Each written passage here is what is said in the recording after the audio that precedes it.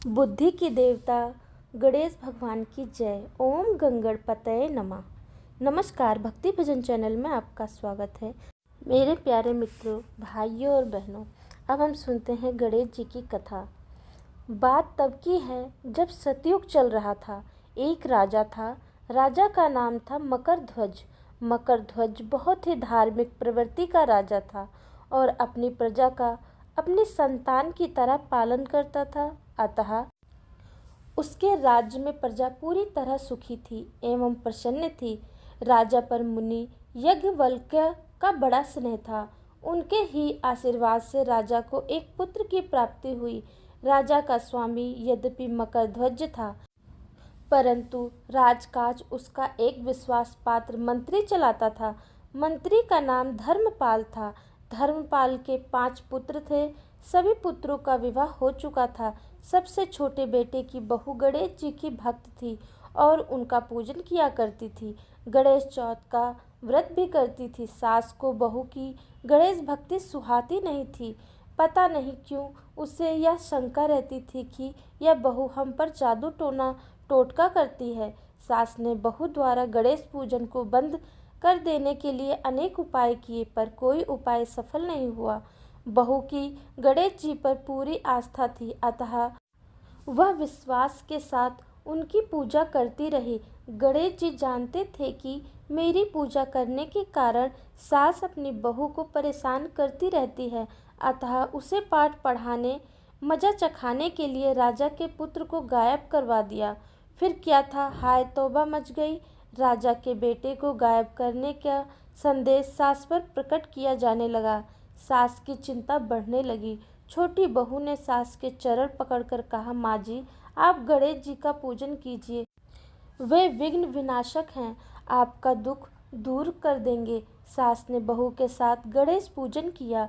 गणपति ने प्रसन्न होकर राजा के पुत्र को लाकर दे दिया। सास, जो बहू पर अप्रसन्न सी रहती थी, प्रसन्न रहने लगी और साथ ही गणेश पूजन भी करने लगी। बोलो गणेश भगवान की जय। पुराने जमाने में रतिदेव नामक एक राजा था। उसके राज्य में एक ब्राह्मण रहता था जिसका नाम था धर्मकेतु। धर्मकेतु की 2 पत्नियां थीं।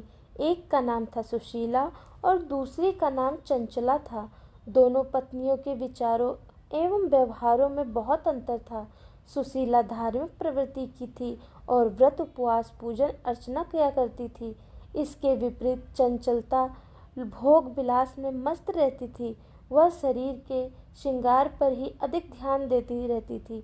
किसी व्रत उपवास या पूजन अर्चना से उसका कुछ लेना देना नहीं था। कुछ दिनों बाद धर्मकेतु की दोनों पत्नियों के संतान हुई। सुशीला के पुत्री हुई और चंचलता के एक पुत्र को जन्म दिया। चंचलता सुशीला से कहती रहती थी, सुशीला, तूने इतने व्रत उपवास करके अपने शरीर को सुखा लिया, फिर भी तेरे लड़की हुई। मैंने कोई व्रत उपवास या पूजा अर्चना नहीं की, फिर भी पुत्र को जन्म दिया। कुछ दिन तक तो सुशीला सुनती रही, पर जब अति हो गई तो उसे बड़ा दुख हुआ। उसने गणेश जी की आराधना की। गणेश जी प्रसन्न हुए तो उनकी कृपा से सुशीला की पुत्री के मुंह से बहुमूल्य मोती मूंगे निकलने लगे। एक रूपवान पुत्र भी उसने जन्म दिया।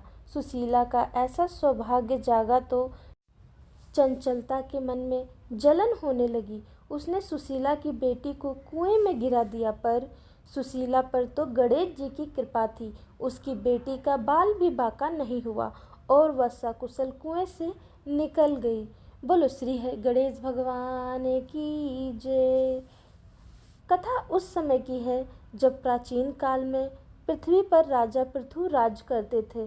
पृथु के राज्य में जयदेव नामक एक ब्राह्मण रहता था। ब्राह्मण के 4 पुत्र थे। चारों का विवाह हो चुका था। बड़ी पुत्र वधू गणेश चौथ का व्रत करना चाहती। उसने इसके लिए अपनी सास से आज्ञा मांगी तो सास ने इनकार कर दिया। जब जब भी बहू ने अपनी इच्छा अपनी सास के आगे निवेदन की, सास ने अस्वीकार कर दिया। बहू परेशान रहने लगी। मन ही मन अपनी व्यथा गणेश जी को सुनाने लगी। बड़ी बहू का एक विवाह योग्य लड़का था। गणेश जी ने अप्रसन्न होकर उसे चुरा लिया। घर में उदासी छा गई। बड़ी बहू ने सास से प्रार्थना की, माँ जी, यदि आप आज्ञा दे दें तो मैं गणेश चौथ का व्रत कर लूं। हो सकता है वे प्रसन्न होकर हम पर कृपा कर दें और मेरा बेटा मिल जाए। बुजुर्गों का पोते पोतियों पर स्नेह तो रहता ही है। अतः उसने आज्ञा दे दी। बहू ने गणेश जी का व्रत किया। इससे प्रसन्न होकर गणेश जी ने दुबले पतले ब्राह्मण का रूप बनाया और जयदेव के घर आ गए। सास और बड़ी बहू ने बड़ी श्रद्धा और प्रेम के साथ उन्हें भोजन कराया। गणेश जी ने तो उन पर कृपा करने के लिए ही ब्राह्मण का वेश बनाया था। उनके आशीर्वाद से बड़ी बहू का पुत्र घर लौट आया। बोलो श्री गणेश भगवान की जय। बहुत समय पहले की बात है। महिष्मती नाम की एक सुंदर नगरी थी। वहाँ एक धार्मिक वृत्ति का राजा राज्य करता था। राजा का नाम था महाजीत। महाजीत का घर और सब भांति तो संपन्न था, पर उसके कोई पुत्र नहीं था। अतः वह उदास सा ही रहता था। पुत्र प्राप्ति के लिए उसने अनेक धार्मिक उपाय किए। इतने कि यह सब करते करते उसकी पूरी उम्र निकल गई। वह वृद्ध हो गया, तब भी उसके यहाँ पुत्र उत्पन्न नहीं हुआ। एक दिन अपनी व्यथा कथा उसने लोमश ऋषि को सुनाई। उसको दुखी देखकर ऋषि ने उसे कहा, राजन, यदि तुम अपनी पत्नी के साथ गणेश चौथ का व्रत करो तो निश्चित रूप से तुम्हारी इच्छा पूरी होगी और तुम्हारे पुत्र उत्पन्न होगा। राजा ने पत्नी के साथ गणेश चौथ का व्रत किया। गणेश जी की कृपा से उसकी पत्नी गर्भवती हो गई।